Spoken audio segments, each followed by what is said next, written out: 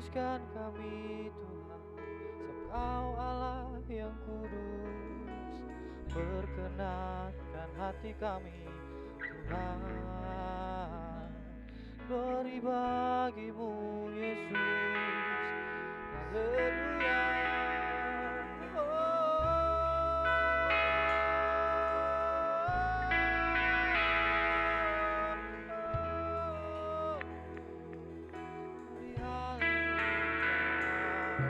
Glory haleluya. Syukur bagimu Tuhan, buat segala kebaikan-Mu. Kami mau terus belajar bersyukur hanya kepada-Mu. Tuhan, ajar kami untuk setia berjalan bersama-Mu. Yesus, mampukan kami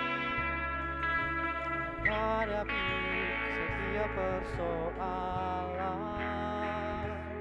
Haleluya. Glory bagimu.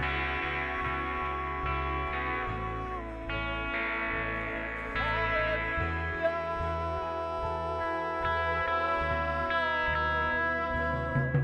Haleluya.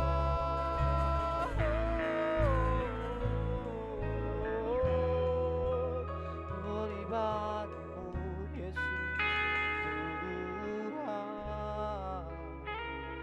Bapa kami semua, kami bersyukur hanya kepada-Mu Yesus Tuhan. Haleluya. Glory bagimu Yesus. Terima kasih Tuhan. Glory haleluya. Syukur bagimu Yesus. Glory, glory haleluya. Oh, sucikan kami Tuhan, layakkan kami, perkenankan kami Yesus.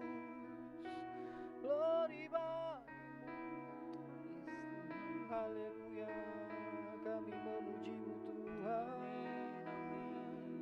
Kami hendak meninggikan nama-Mu, memuliakan nama-Mu. Kami mau terus belajar, bertekun, mengucap syukur buat segala hal yang telah Kau izinkan. Terima kasih Tuhan. Kami mau terus bermazmur, meninggikan, memuliakan. Haleluya. Haleluya. Oh, kami mau bermazmur Yesus, meninggikan nama-Mu Tuhan.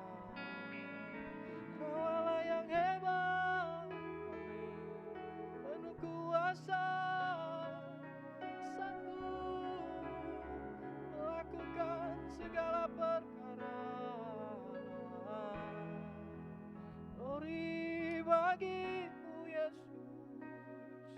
Kami hendak bermazmur, meninggikan-Mu Tuhan. Pakai lidah dan bibir kami untuk mengagungkan-Mu Yesus. Allah yang hebat, Allah yang penuh kuasa. Oh,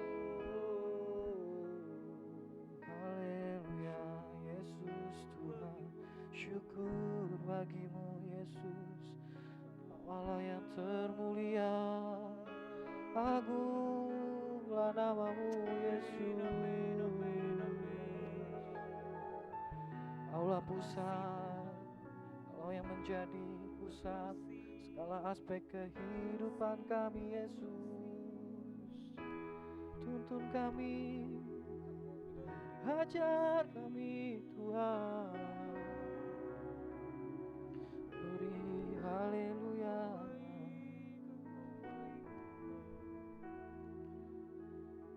Pengkhotbah 5 ayat 10 sampai 11 berbunyi demikian. Siapa mencintai uang tidak akan puas dengan uang, dan siapa yang mencintai kekayaan tidak akan puas dengan penghasilannya. Ini pun sia-sia. Dengan bertambahnya harta, bertambah pula orang-orang yang menghabiskannya. Dan apakah keuntungan pemiliknya selain daripada melihatnya?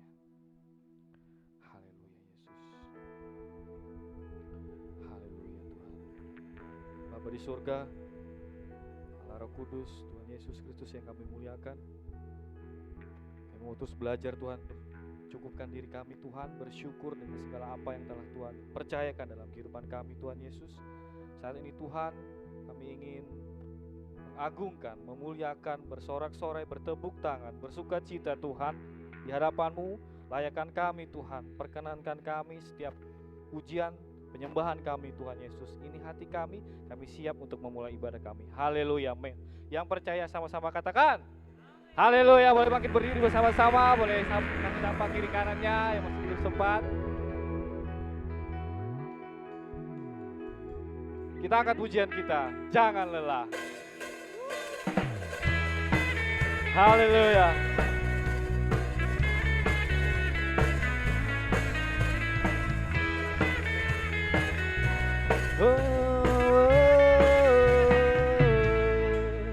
Jangan lelah bekerja di ladangnya Tuhan.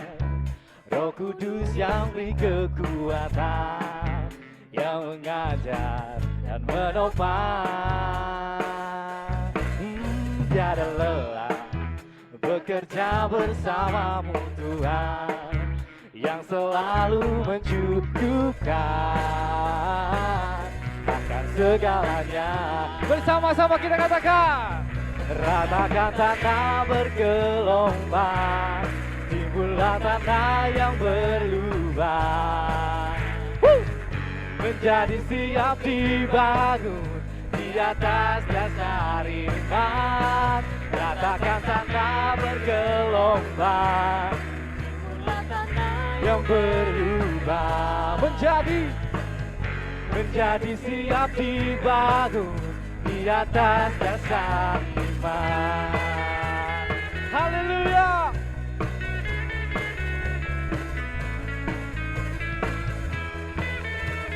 Jangan lelah, jangan lelah bekerja bersama Roh Kudus yang beri kekuatan, yang mengajar dan menopang. Tiada lelah bekerja bersamamu Tuhan, yang selalu mencukupkan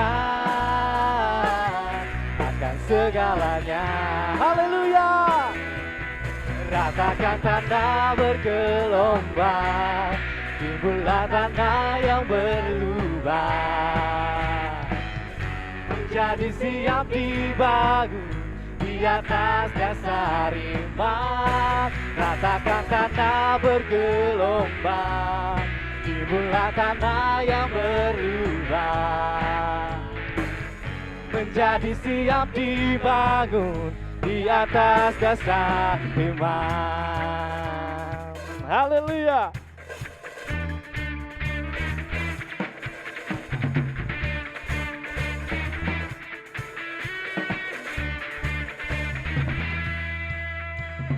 Ratakan tanah yang bergelombang, timbullah tanah yang telah berubah. Ratakan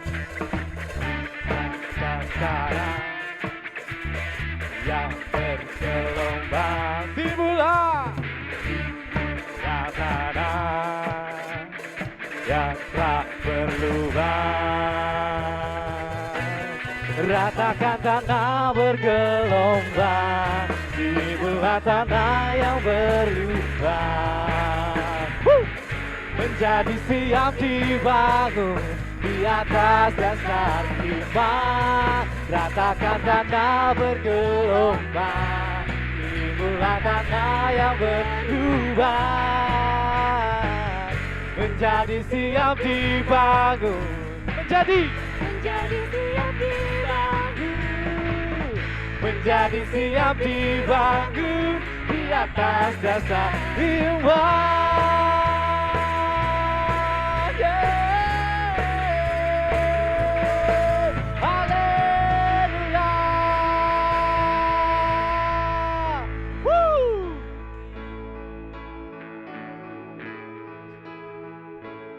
Allah sumber kuatku, Allah sumber kuatku, Allah sumber kuatku dan bagianku selamanya.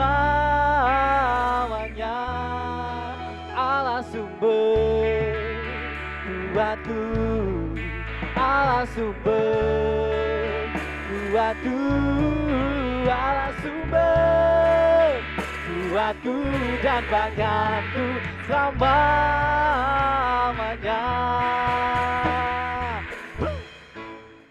Selamanya. Yeay! Mari bertepuk tangan, bersuka cita bersama-sama di hadapan Tuhan. Haleluya. Yes. Haleluya.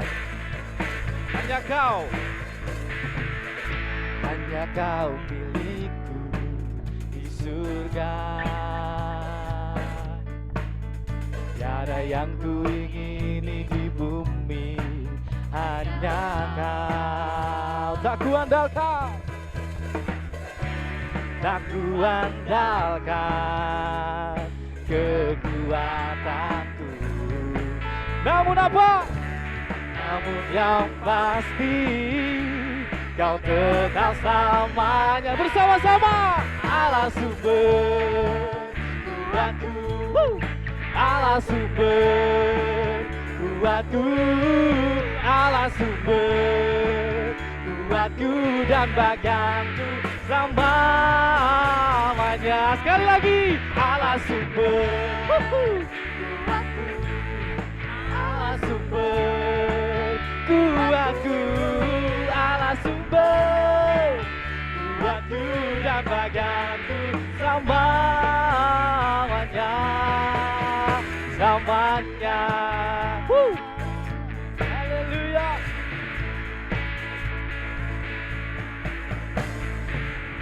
Hanya kau milikku di surga. Tiada yang ku ingini di bumi, hanya kau. Tak ku andalkan kekuatanku, namun yang pasti kau tetap selamanya. Allah sumber, yeah, yeah. Allah sumber kuatku, Allah sumber kuatku dan bagianku selamanya. Bersama-sama. Haleluya. Allah sumber kuatku, Allah sumber kuatku dan bagianku selamanya. Tak ku andalkan, tak ku andalkan kekuatanku, namun yang pasti kau tetap selamanya. Sekali lagi, tak ku andalkan, tak ku andalkan kekuatanku, namun yang pasti kau tetap selamanya. Allah sumber kuatku,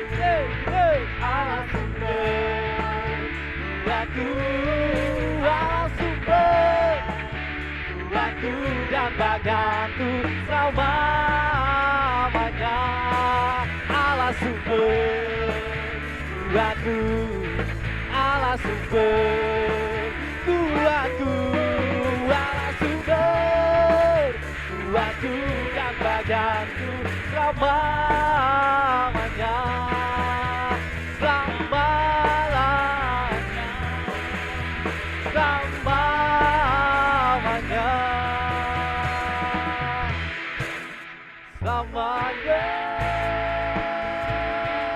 Berikan tepuk tangan yang terbaik bagi Tuhan. Haleluya. Terima kasih Tuhan Yesus. Haleluya. Haleluya Yesus. Bapak Ibu, saya memberikan ruang buat Bapak Ibu untuk bisa tetap berdiri ataupun tetap duduk. Kita akan mempersiapkan hati kita untuk ditabur oleh kebenaran firman Tuhan yang akan disampaikan oleh Bapak Gembala. Mari kita lebih fokus lagi dalam Tuhan, benar-benar terbuka menerima setiap kebenaran yang akan disampaikan. Haleluya. Terima kasih Tuhan Yesus.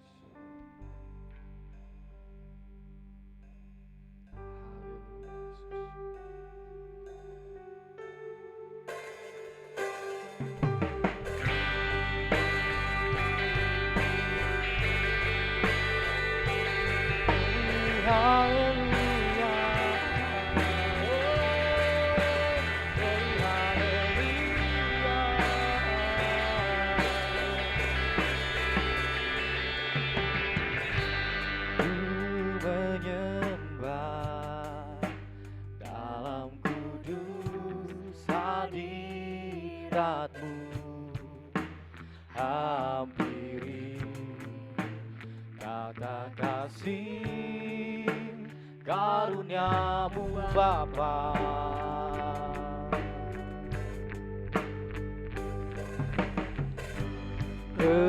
Kekuatanku hanya dalam hadiratmu, Yesusku. Hanya Kaulah segalanya. Oh, ku yakin Kau hadir di sini. Ku rasakan kuasa yang tak terbatas. Ku yakin Kau nyata di sini. Kemenangan terjadi di sini. Haleluya. Oh, glory haleluya. Haleluya. Oh, kami menyembah-Mu Tuhan. Ku menyembah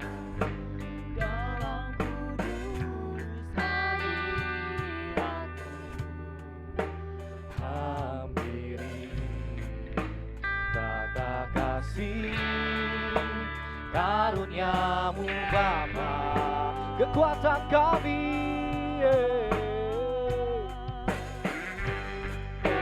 kekuatanku hanya dalam hadirat-Mu, Yesusku. Hanya Kaulah segalanya. Oh, dan kami nyatakan Kau hadir di sini. Ku rasakan kuasa yang tak terbatas. Ku yakin Kau nyata di sini. Kemenangan terjadi di sini. Ku yakin, Kau hadir di sini. ku rasa kuasa yang tak terbatas. Ku nyata di sini, kemenangan terjadi di sini. Segenap jiwaku memujimu. Sungguh besar Kau Yesusku, haleluya. Segenap hatiku menyembahmu.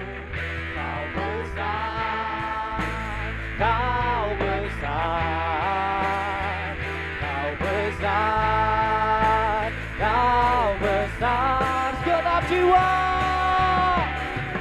Segenap jiwaku memujimu. Sungguh besar, Kau Yesusku, haleluya. Segenap hatiku menyembahmu. Kau besar, Kau besar, Kau besar, Kau besar.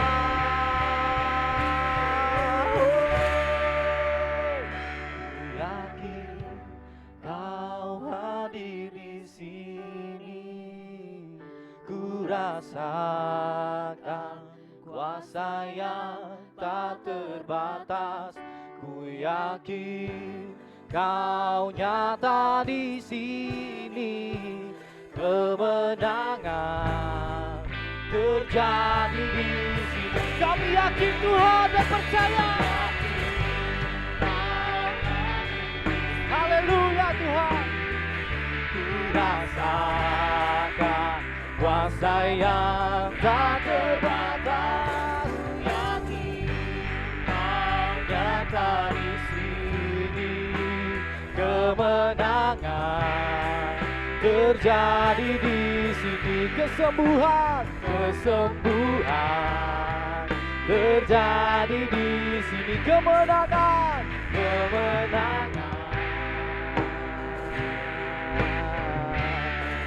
terjadi di sini. Haleluya. Terima kasih Tuhan, Kau memberi kemenangan. Kau yang memberi kesembuhan. Kau sumber kekuatan kami semua. Haleluya. Glory bagimu Yesus. Glory haleluya. Glory haleluya. Terima kasih Tuhan. Terima kasih Yesus. Haleluya.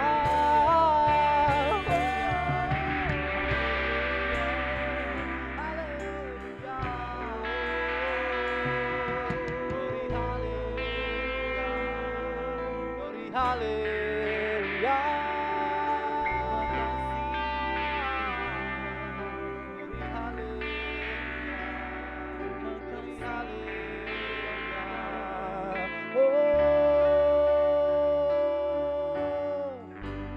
Kuberikan hatiku dan jiwaku, semuanya bagimu di dalam hidupku, di setiap waktu. Nyatakan jalanmu, ku berikan hatiku dan jiwaku, semuanya bagimu di dalam hidupku, di setiap waktu. Nyatakan jalanmu, ku berikan hatiku dan jiwaku, semuanya bagimu di dalam hidupku. Haleluya. Setiap waktu.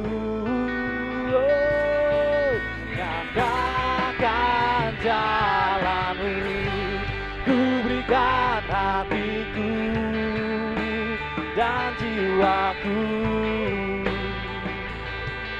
semuanya bagimu di dalam hidupku, setiap waktu. Nyatakan jalanmu, nyatakan jalanmu, nyatakan jalanmu. Amin. Haleluya. Haleluya. Terima kasih Bapa di surga atas penyertaan, pemeliharaan Kau berikan pada kami sehingga pada sore hari ini Tuhan kami boleh bersyukur berada di rumah-Mu dan berada di dalam hadirat-Mu Tuhan.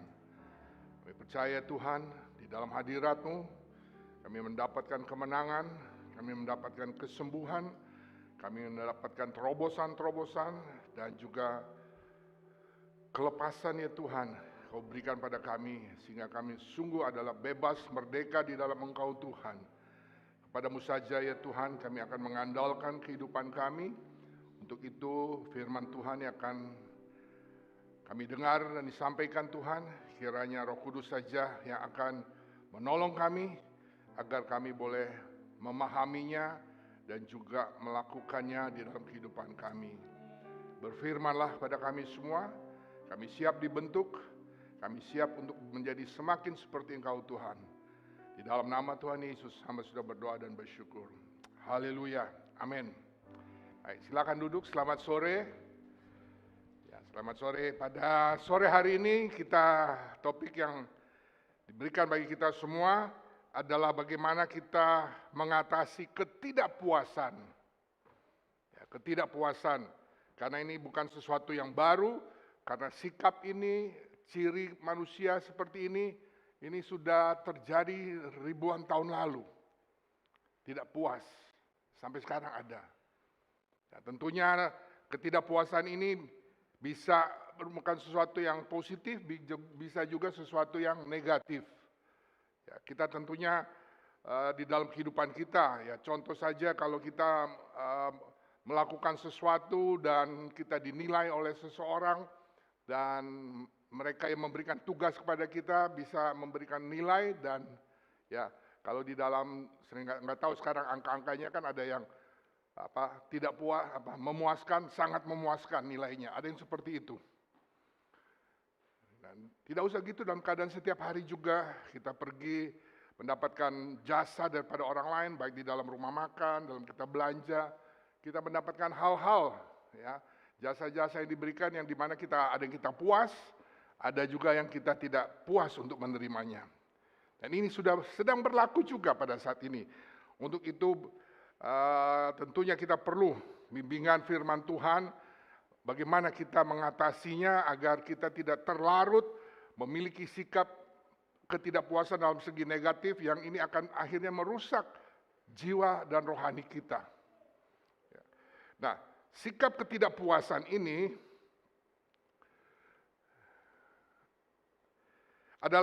ada deskripsinya seperti ini. Jika orang-orang mengejar ke tingkat kemakmuran tertentu, jadi sesuatu yang mereka kejar, tentunya kemakmuran tertentu adalah naik lebih tinggi. Ya, mereka berpikir bahwa itu akan membuat mereka bahagia. Setelah mereka sudah capek, udah oke, saya sudah bahagia, saya sudah dapat nilai 90, saya sudah mendapat pendapatan hasil seperti ini, saya sudah bahagia.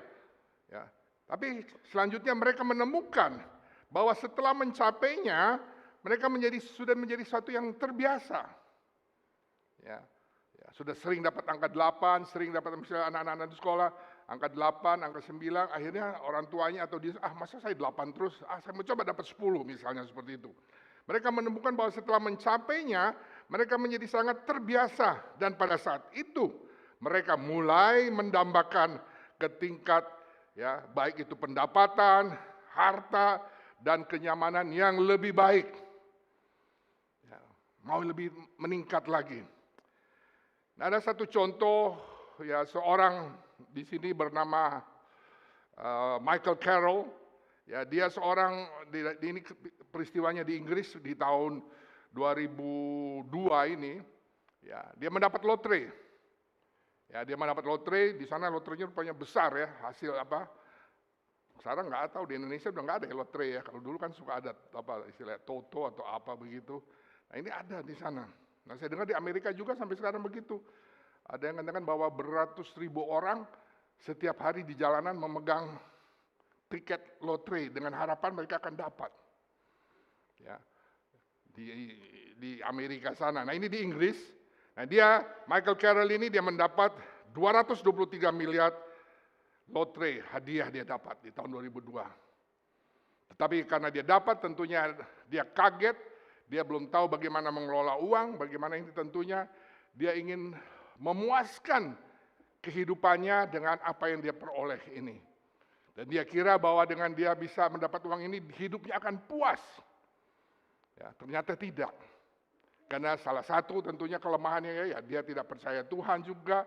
Dia hanya mengandalkan kekuatannya sendiri, dia hanya dengar orang, dan akhirnya dia mengelola uang yang dia miliki ini tidak dengan benar, dan dia membeli hal-hal yang tidak benar, melakukan hal-hal yang tidak benar, ya akhirnya dia jatuh di dalam dunia hitam, dan dia banyak ditipu orang juga, dan singkatnya dia juga berusaha terus membeli lotre supaya dia bisa dapat, karena uangnya tambah lama tambah berkurang, dia kira dengan dia beli lagi, dia akan mendapatkannya, dia beli begitu banyak. Singkat cerita, setelah 8 tahun, ya setelah 8 tahun, uang yang dia peroleh 223 miliar itu habis. Dia jatuh miskin dan dia menjadi tukang sampah.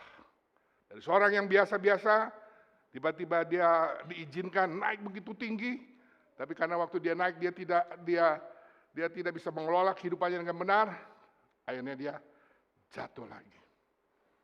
Nah, begitu juga dalam kehidupan kita secara umum. Karena talenta kita, karena karunia yang Tuhan berikan pada kita, kita bisa naik dari satu jenjang ke jenjang yang lain.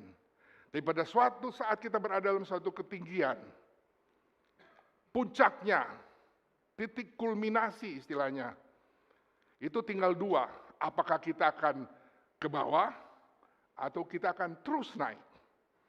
Nah, yang menentukan itu secara umum adalah karakter kita, sikap kita. Karunia akan membawa kita naik, tetapi karakter atau sikap kita, itulah yang akan membuat kita semua tetap di atas atau terus naik. Sayang orang ini, si Michael Carroll tidak memiliki hal seperti itu, sehingga dia tidak bisa mempertahankan dan dia akhirnya turun. Dan ini adalah satu contoh dari seorang yang tidak puas dengan apa yang dia miliki. Tetapi dalam Alkitab tentunya kita belajar ya, kebenaran firman Tuhan, seorang rasul yang luar biasa ya, yang bernama Rasul Paulus, di mana di situ kita belajar bagaimana dengan apa yang dia miliki, dengan masalah yang dia alami, dengan kekurangan-kekurangan yang ada. Ya, dia bisa mengelolanya dan dia bisa katakan, bukanlah karena kekurangan, sebab aku telah belajar mencukupkan diri dalam segala keadaan. Aku tahu apa itu kekurangan, aku tahu apa itu kelimpahan, dan dalam segala hal dan dalam segala perkara tidak ada sesuatu yang merupakan rahasia bagiku. Baik dalam kenyang maupun dalam kelaparan, baik dalam kelimpahan maupun dalam kekurangan. Jadi Rasul Paulus sudah mengalami semua, baik di bawah, baik di tengah, baik di atas, sudah mengalami semuanya. Dan sebagian besar surat-surat yang Rasul Paulus tulis ini dia berada dalam penjara. Ya, tapi dia katakan dalam keadaan kekurangan. Tapi dia bilang bukan karena kekurangan itu. Ya, sebab aku telah belajar. Ya, aku telah belajar mencukupkan diri dalam segala keadaan. Apakah keadaan kekurangan, keadaan pas-pasan, keadaan yang lebih, dia sudah belajar bagaimana dia bisa mencukupkan dirinya, mengelola emosinya, mengelola waktunya, mengelola keadaan semua, kemampuan kapasitasnya dia belajar. Oleh sebab itu, sikap untuk senantiasa merasa cukup, itu bukan sesuatu karunia, tapi itu sesuatu yang harus kita pelajari, harus belajar. Ya, kalau kita seperti karunia Dalam Alkitab kita diberikan karunia untuk berkata-kata hikmat, mengucapkan kata-kata hikmat, ya, berbahasa roh, dan lain-lain. Itu adalah karunia yang Tuhan berikan. Tetapi dalam hal untuk bisa merasa cukup, merasa puas, merasa bersyukur senantiasa, itu harus kita belajar melalui suatu proses seperti yang dialami oleh Rasul Paulus ini. Nah, mengenai ketidakpuasan ini, inilah yang merupakan hal atau merupakan akar atau merupakan sebab ya sampai hari ini itu ada. Nah, ini bermula dari peristiwa di Eden. Ya, Adam dan Hawa, di mana Adam dan Hawa diciptakan oleh Tuhan. Ya, di mana mereka, kita tahu semua mereka jatuh dalam dosa. Karena apa? Mereka ingin apa yang disediakan oleh Tuhan. Begitu banyak pohon-pohon yang berbuah ada di Taman Eden. Tuhan hanya bilang yang satu ini yang tengah-tengah jangan kamu makan buahnya. Tetapi justru itulah yang mereka makan. Mereka tidak taat pada perintah Tuhan. Mereka mau lebih dari apa yang sudah mereka disediakan berikan oleh Tuhan.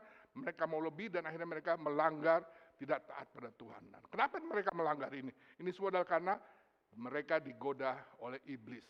Dan memang sebelumnya juga, ya, iblis atau setan ini adalah Lucifer yang punya posisi yang luar biasa di surga.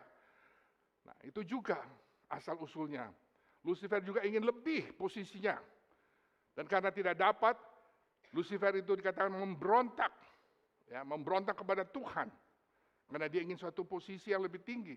Dia tidak puas dengan apa yang dimilikinya.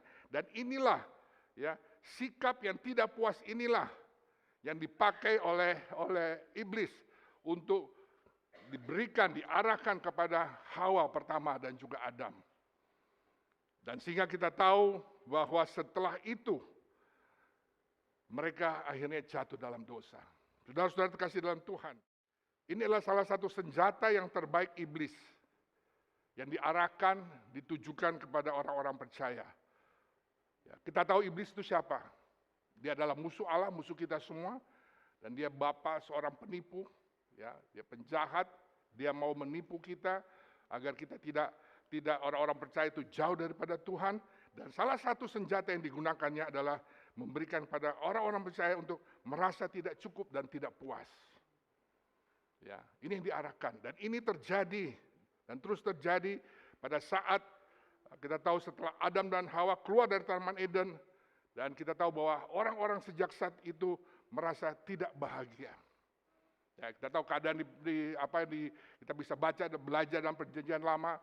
Ya, akhirnya Tuhan ingin menyelamatkan mereka berapa kali, peristiwa Nuh dan semuanya, dan sampai akhirnya Tuhan Yesus yang harus datang ke dunia ini untuk menyelamatkan manusia. Nah,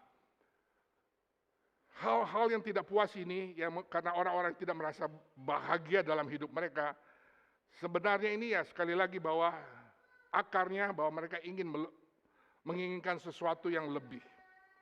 Ya, ingin sesuatu yang lebih. Sudah mempunyai satu, mau dua.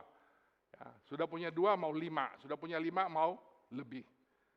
Jadi ingin memiliki sesuatu yang lebih. Sesuatu yang lebih baru, lebih baik.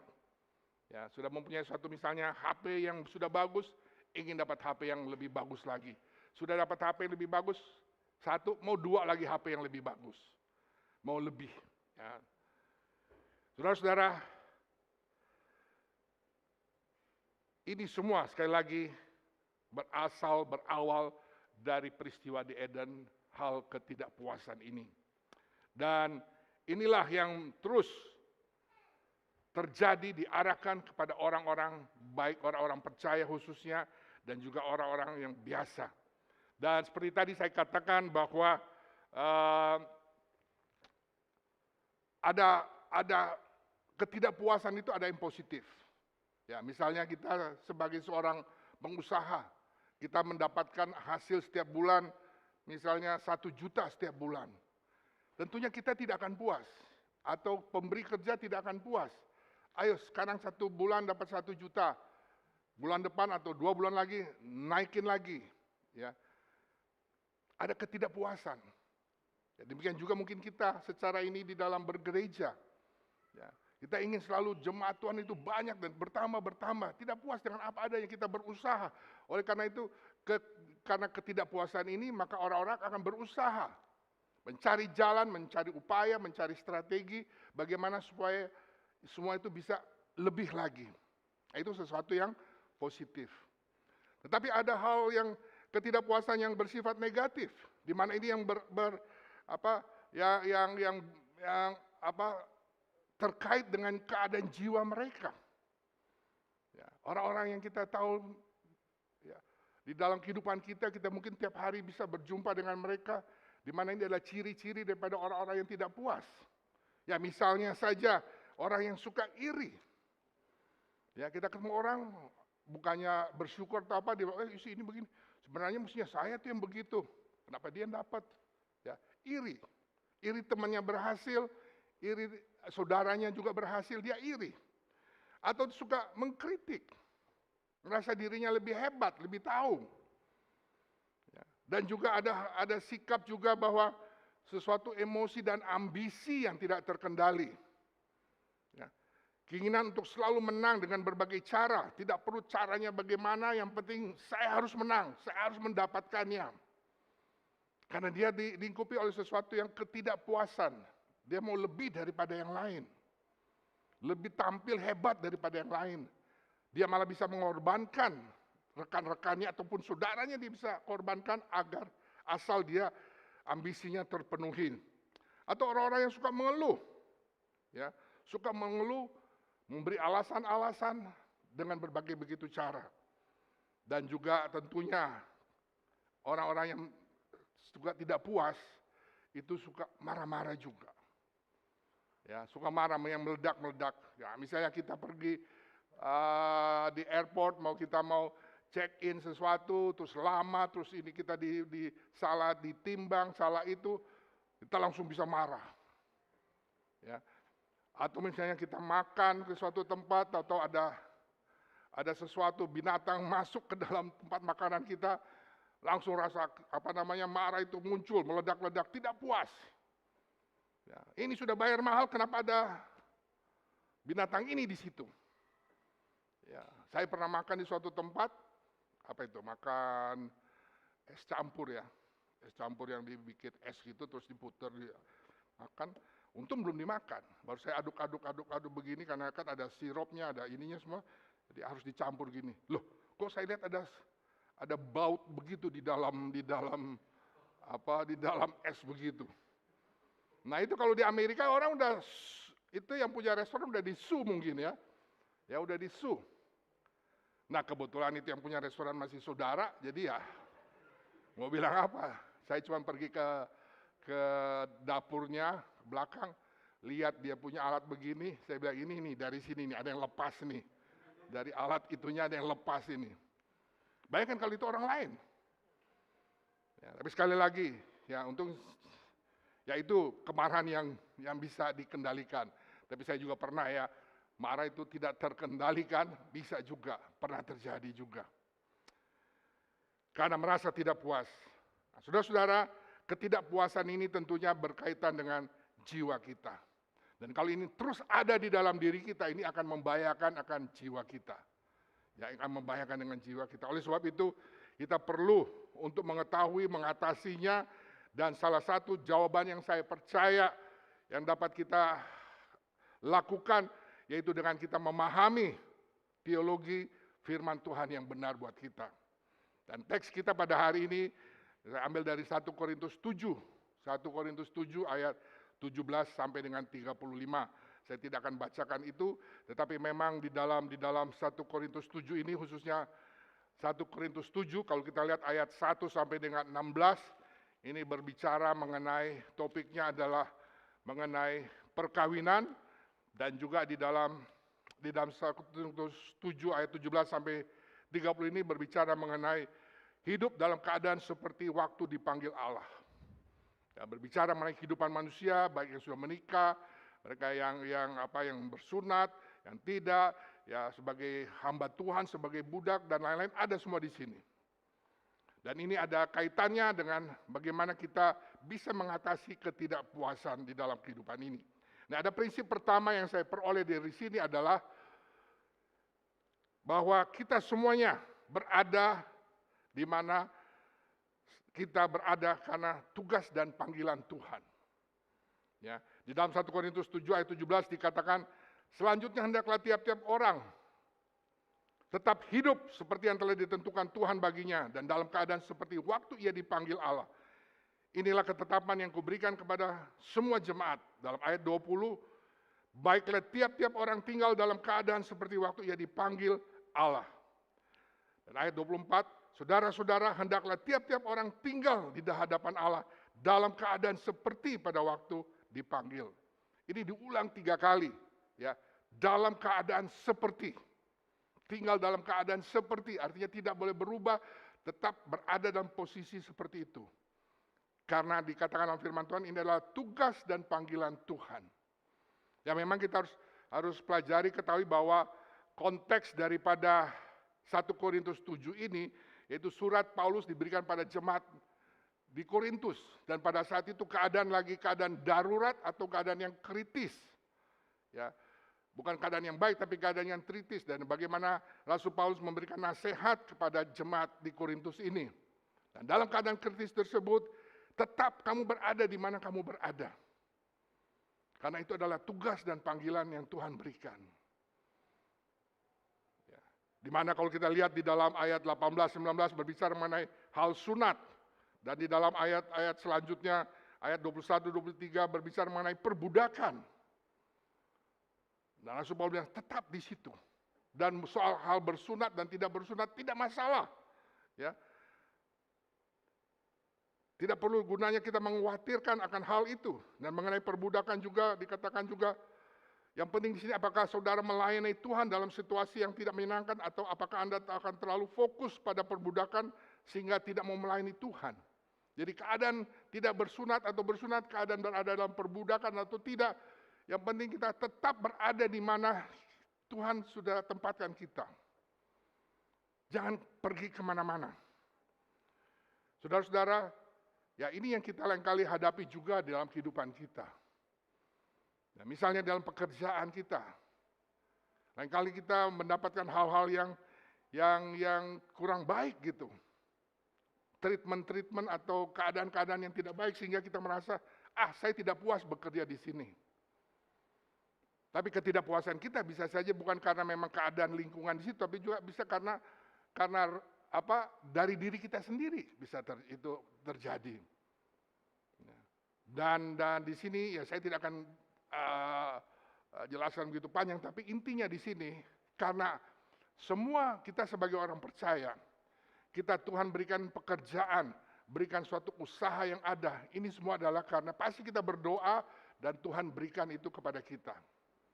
Kalau memang pada saat itu kita dalam keadaan krisis, ya seperti kemarin mungkin masa pandemi atau apa, berada dalam keadaan krisis, kita yang sedang berusaha ini, kita sedang bekerja di sini, mengalami masalah itu, firman Tuhan menganjurkan karena itu adalah tugas panggilan dari Tuhan. Tentunya kita kembalikan itu kepada Tuhan, berkomunikasi dengan Tuhan. Apakah memang saya harus cepat, apa memang Tuhan izinkan untuk ke tempat yang lain atau tidak? Ya, karena ada suatu ibarat juga dikatakan kalau kita berada di dalam suatu lautan, ya, lautan yang luas dan kita berada dalam keadaan yang gelombang yang besar, berada dalam satu kapal, ya, kita tidak bisa berpindah ke kapal yang lain, yang mana juga mungkin dan pasti juga mengalami gelombang itu. Ya, demikian juga di dalam kehidupan kita sehari-hari, seperti dalam masa pandemi kita mungkin alami seperti itu. Semua usaha, semua apa, kena semua karena masa pandemi ini.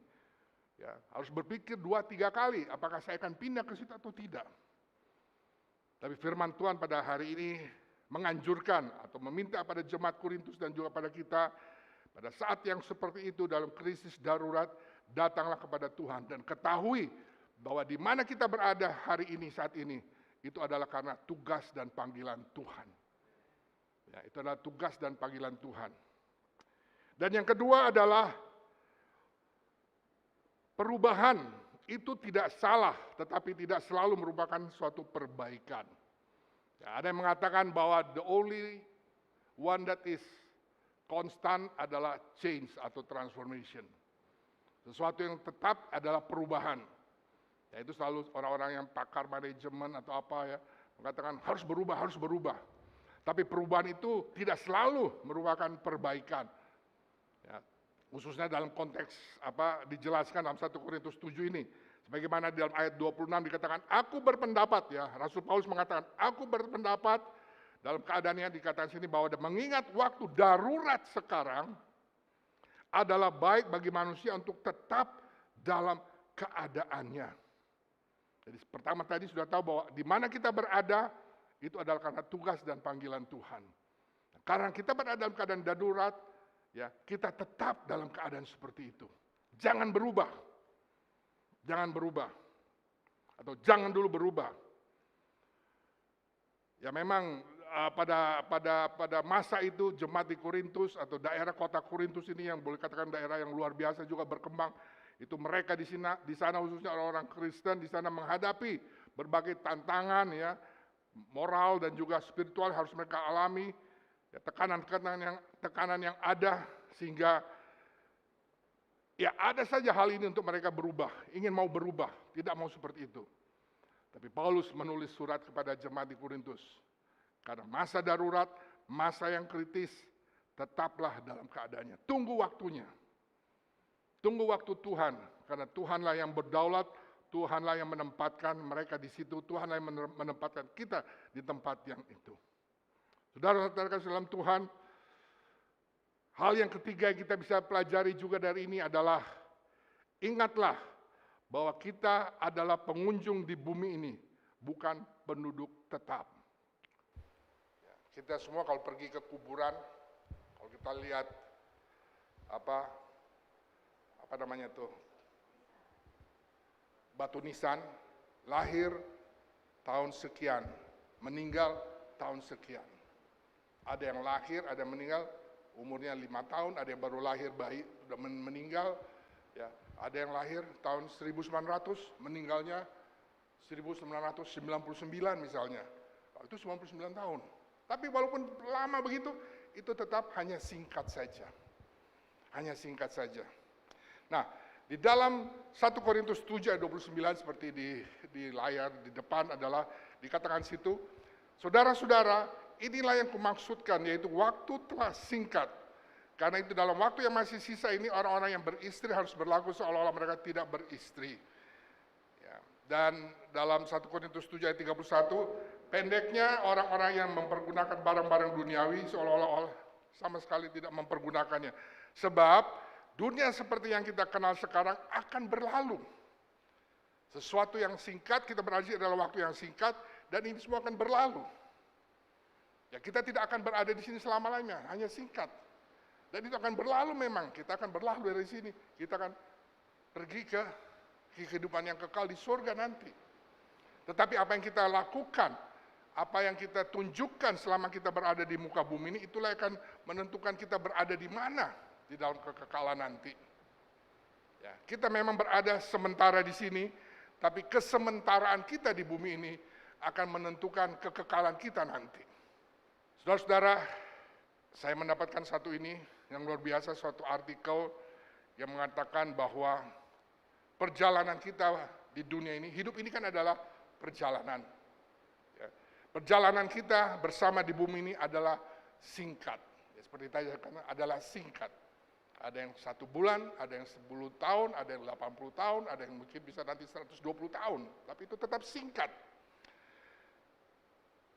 Ini adalah dalam suatu ilustrasi atau kisah di mana ada seorang wanita muda dalam perjalanannya dia naik bus, duduk di bus berjalan, duduk wanita muda ini berhenti di satu halte dan ada seorang ibu wanita yang lebih tua, itu dia naik ke busnya itu dan tempatnya adalah di sebelah wanita muda ini.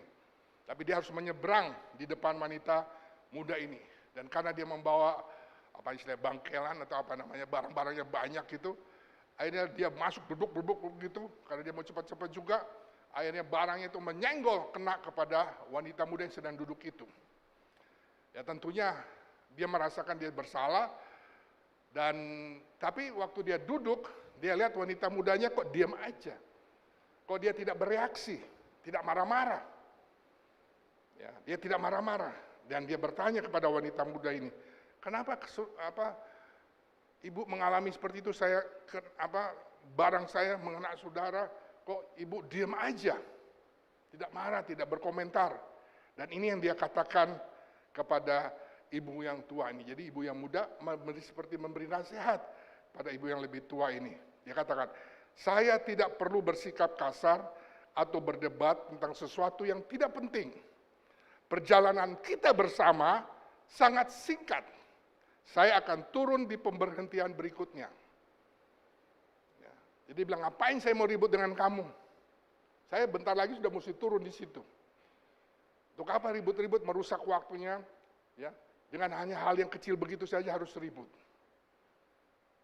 Saudara-saudara, ini juga memberikan pelajaran bagi kita semua, karena perjalanan kita bersama di bumi ini adalah singkat. Kita akan mengalami hal-hal seperti ini. Pergesekan-pergesekan, tekanan-ketekanan yang bisa saja berasal dari orang lain atau orang yang di dekat kita, ataupun bahkan orang yang kita kasih cinta ini bisa terjadi. Tapi sekali lagi, karena perjalanan kita hanya singkat. Untuk apa kita harus marah-marah? Untuk apa kita harus ribut begitu? Ya memang sudah kami, mana bisa begitu? Kan saya sudah tersinggung, saya begini, saya begitu. Ya, apalagi kalau orang-orang dari timur, wah kalau sudah ini kena hatinya, udah marahnya lupa. Ya.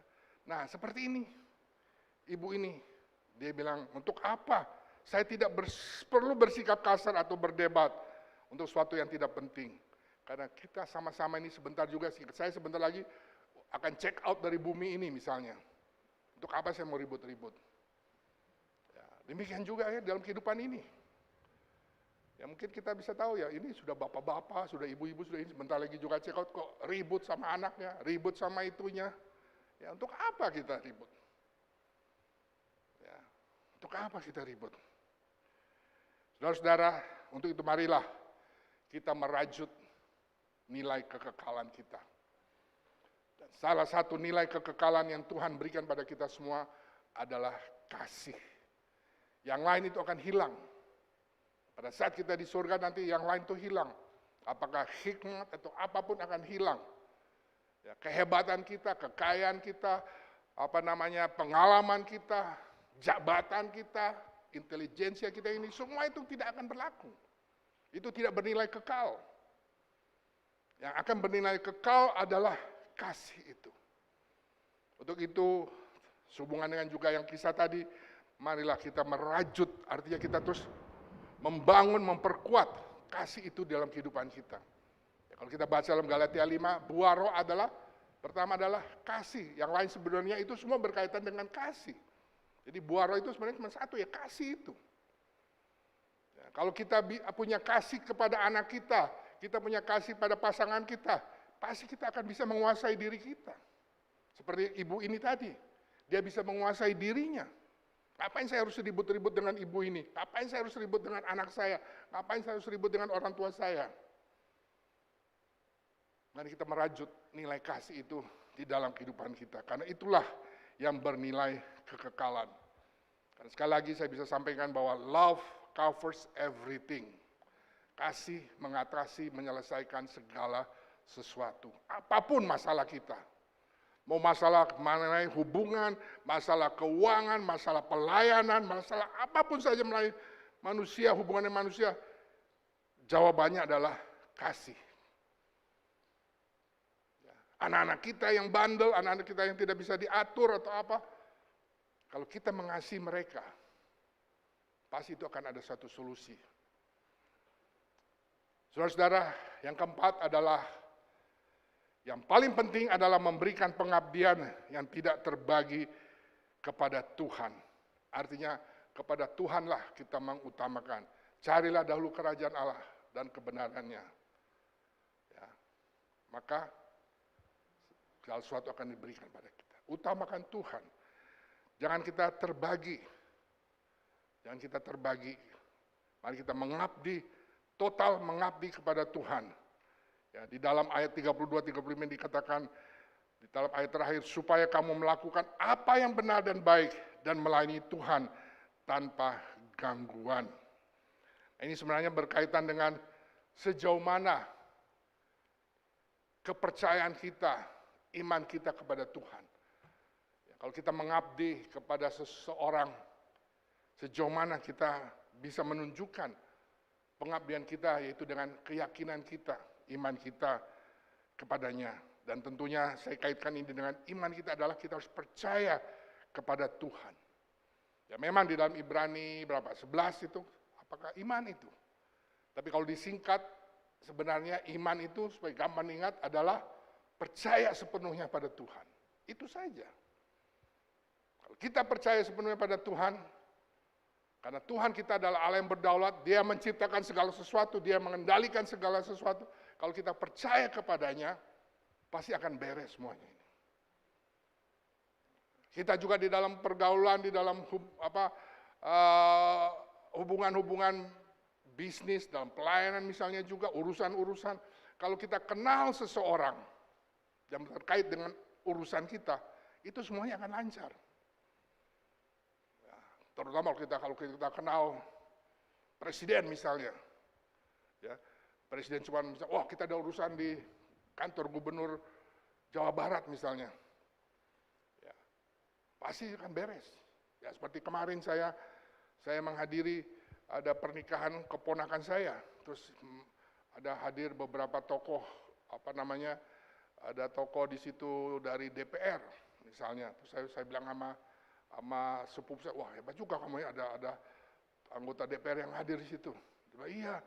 Terus dia cerita bahwa dia dulu berapa tahun lalu nolong dia, khususnya anaknya yang kawin itu, dia berusaha di Manado, di depan rumahnya, ya waktu itu, yang di Manado itu di jalan, dulu namanya Edi Gagola, ya, Bumi Beringin itu. Sekarang namanya jalannya apa itu ya? Jalan kantor gubernur lah itu. Nah rumah om saya di situ, nah dia cucunya itu, ya keponakan saya, jualan di depan itu.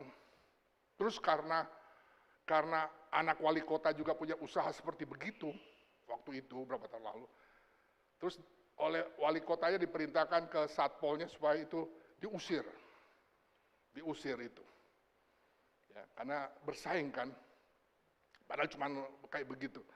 Nah sepupu saya langsung telepon teman yang di DPR ini, yang rupanya sama-sama dengan gubernur di bagian Banggar DPR kan dulu. Dia telepon, terus reaksi gubernurnya apa?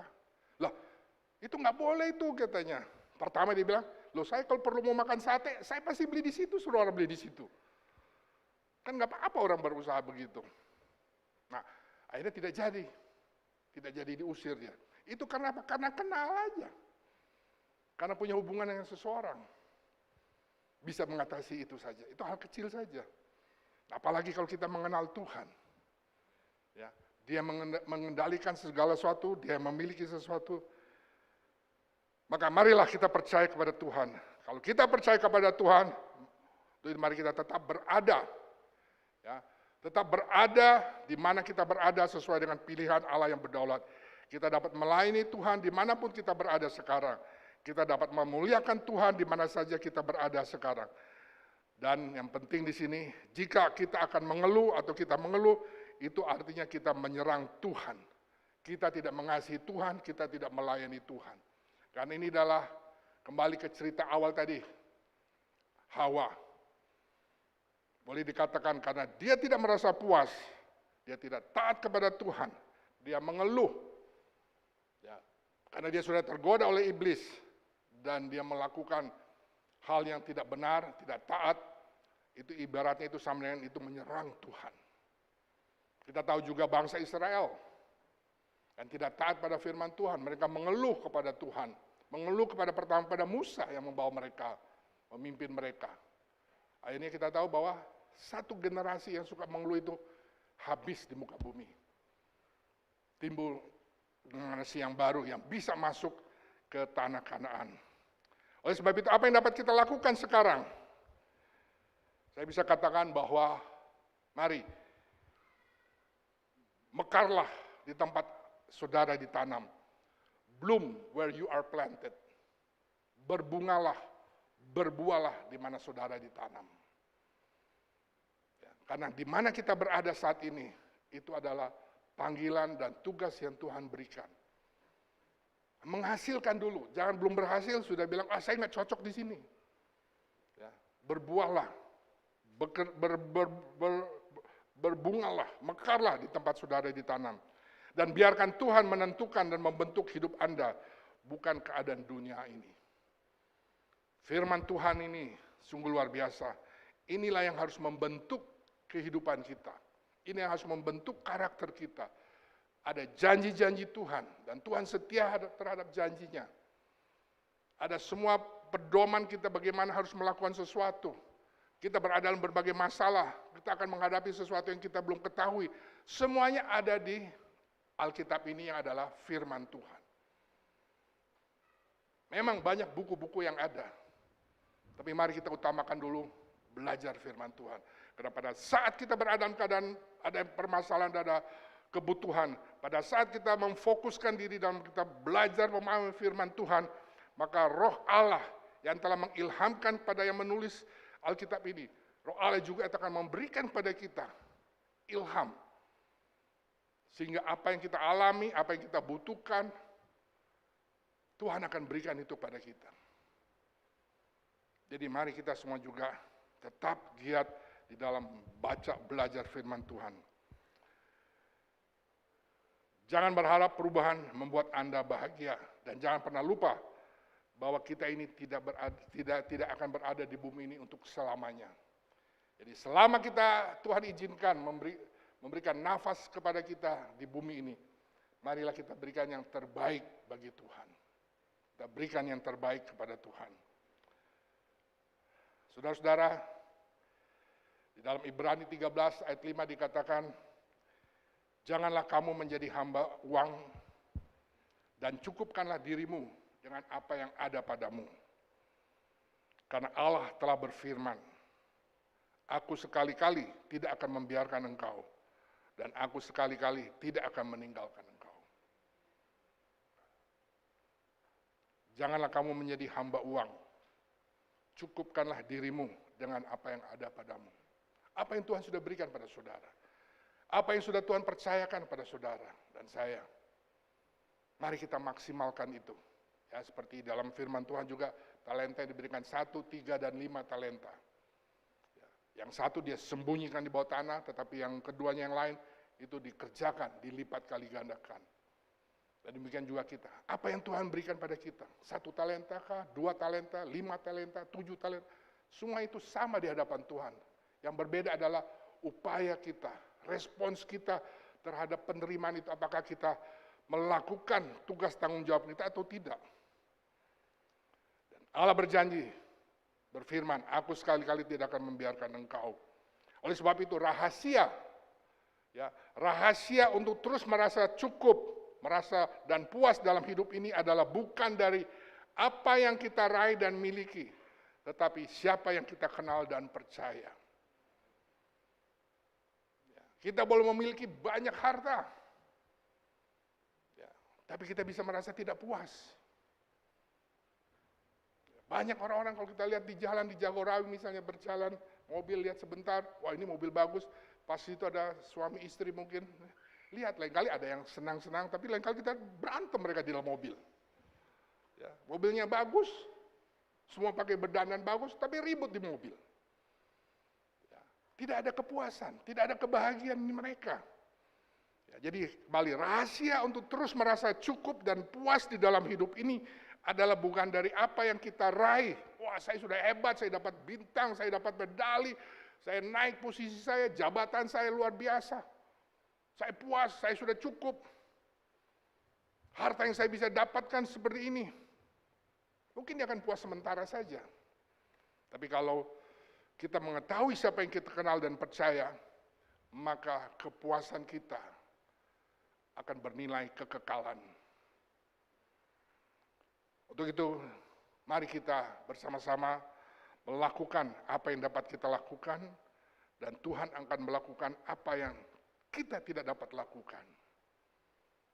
Tuhan memberikan kita tugas, Tuhan memanggil kita di dalam pekerjaan kita, usaha, pelayanan kita. Mari kita melakukan dengan kapasitas yang Tuhan berikan pada kita. Kalau memang ada hal-hal yang kita tidak bisa lakukan, bawa kepada Tuhan. Dan Tuhan akan melakukan apa yang tidak kita bisa lakukan. Karena harus menjadi keyakinan kita semua bahwa bagi Tuhan tidak ada yang mustahil. Saudara-saudara kasih dalam Tuhan, saya bisa beritahukan pada kita semua, seperti tadi juga, bahwa Allah adalah berkat kita. Karena berkat Tuhan, kita menjadi kaya. Dan kita semua di dalam Kristus adalah orang-orang yang diberkati. Sehingga satu-satunya hal yang penting bagi kita semua adalah mari kita lebih dan lebih dan lebih mengenal Tuhan kita. Kita memiliki suatu keakraban dengan Tuhan kita. Keakraban dengan Tuhan. Setiap hari ada waktu yang harus kita buat untuk akrab dengan Tuhan. Tidak hanya pagi hari, setiap saat, setiap hari. Yang dikatakan berdoalah senantiasa, bersyukurlah senantiasa. Artinya hubungan dengan Tuhan itu harus terus. Jangan hanya karena suatu jadwal, suatu apa kita datang pada Tuhan. Tapi kiranya sepanjang 24 jam itu, kita akrab dengan Tuhan. Pada saat mungkin kita sedang melakukan sesuatu, pada saat kita seperti lagi main pingpong, pada saat kita sedang bekerja, pada saat kita apa, kita bisa bersyukur pada Tuhan. Allah adalah berkat. Jika kita beserta Allah, Allah pun menyertai kita. Jika kita meninggalkan Allah, Allah pun akan meninggalkan kita.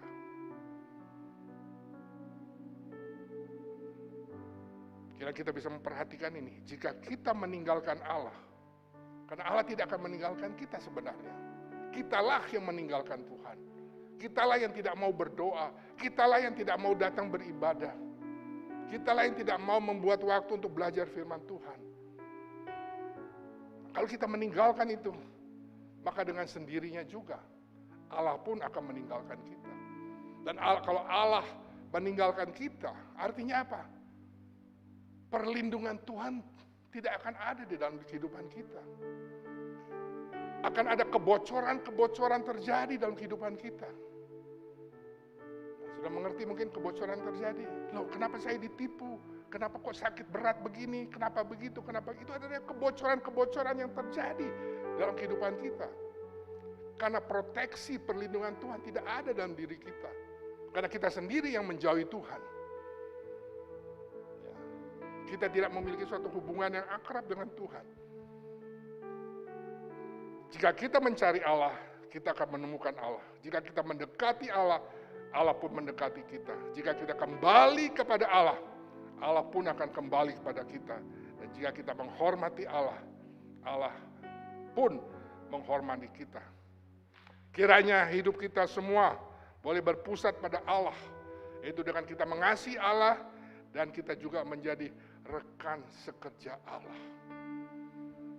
Jangan kita datang di gereja, jangan kita mau melayani Tuhan hanya karena mau menerima berkat Tuhan.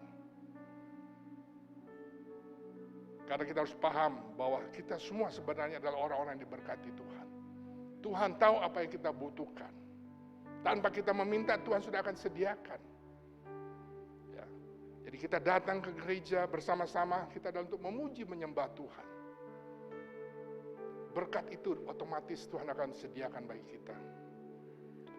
Saudara-saudara kasih dalam Tuhan, tadi kita sudah membaca juga di dalam Pengkhotbah 2 ayat 24-26 ini.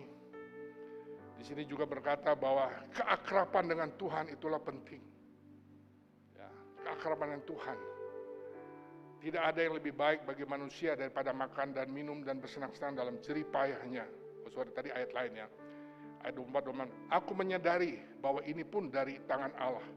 Karena siapa dapat makan dan merasakan kenikmatan di luar dia.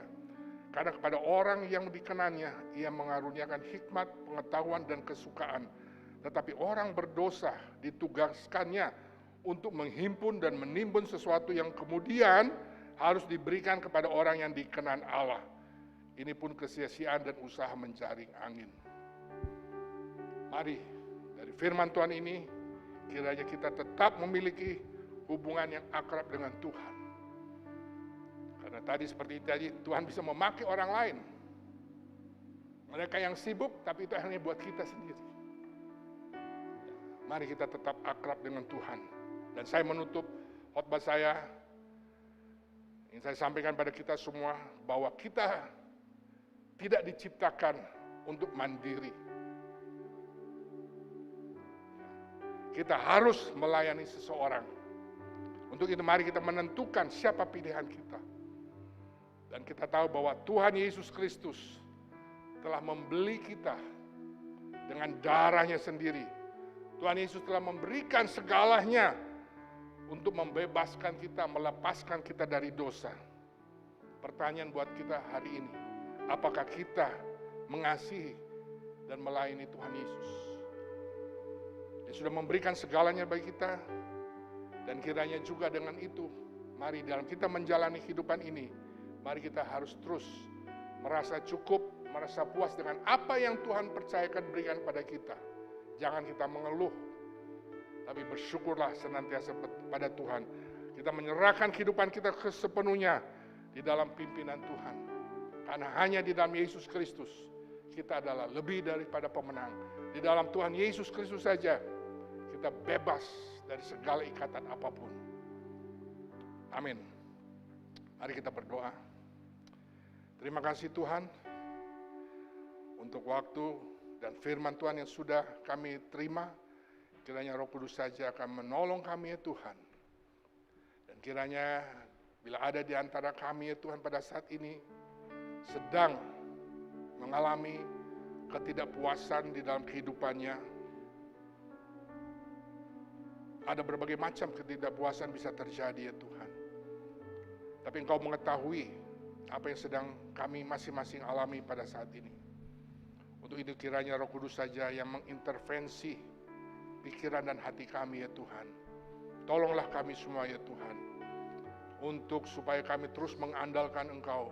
Percaya kepadamu Tuhan. Lebih mengenal Engkau ya Tuhan. Lebih mengenal kehendak-Mu. Dan juga kami boleh melakukan kehendak-Mu bukan dengan cara kami. Tapi melakukan kehendak-Mu dengan cara-Mu ya Tuhan. Yaitu firman Tuhan sudah ada dalam diri kami. Roh Kudus sudah ada dalam diri kami. Kiranya kami menyerahkan kehidupan kami sepenuhnya ke dalam pimpinan kasih dan kuasa-Mu saja. Sehingga bersama dengan Engkau ya Tuhan, kami adalah orang-orang yang berbahagia. Kami adalah orang-orang yang diberkati ya Tuhan. Sehingga melalui kehidupan kami, sungguh kami akan menjadi teladan yang baik bagi orang-orang di sekitar kami. Menunjukkan bahwa Tuhan Yesus Kristus sungguh ada bertakhta dalam kehidupan kami. Terima kasih Tuhan, orang-orang sekitar kami sedang melihat keadaan kami masing-masing. Baik di dalam keadaan suka maupun keadaan duka ya Tuhan. Kiranya kami boleh menunjukkan kepada mereka bahwa Allah adalah Gembala yang agung. Allah yang senantiasa akan memberikan pada kami semua segala yang kami butuhkan. Allah yang akan menolong, memimpin kami di dalam keadaan-keadaan yang benar dan baik ya Tuhan. Untuk itu kiranya kami semua tidak akan meninggalkan Engkau. Kami mau terus berada di samping Tuhan. Kami akan terus tertanam di dalam Engkau ya Tuhan Yesus.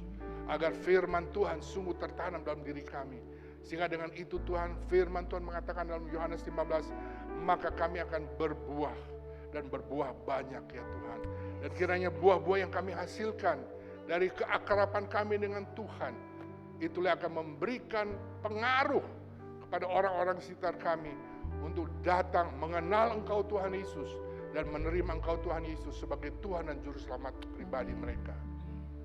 Terima kasih ya Roh Kudus, pimpin dan tolonglah kami semua Tuhan. Sehingga kami jemaat Tuhan, sungguh jemaat CW Sentul City menjadi jemaat yang sehat, jemaat yang unggul, dan jemaat yang misioner ya Tuhan. Terpujilah Engkau Allah Bapa di surga. Di dalam nama Tuhan Yesus, hamba sudah berdoa dan bersyukur. Haleluya.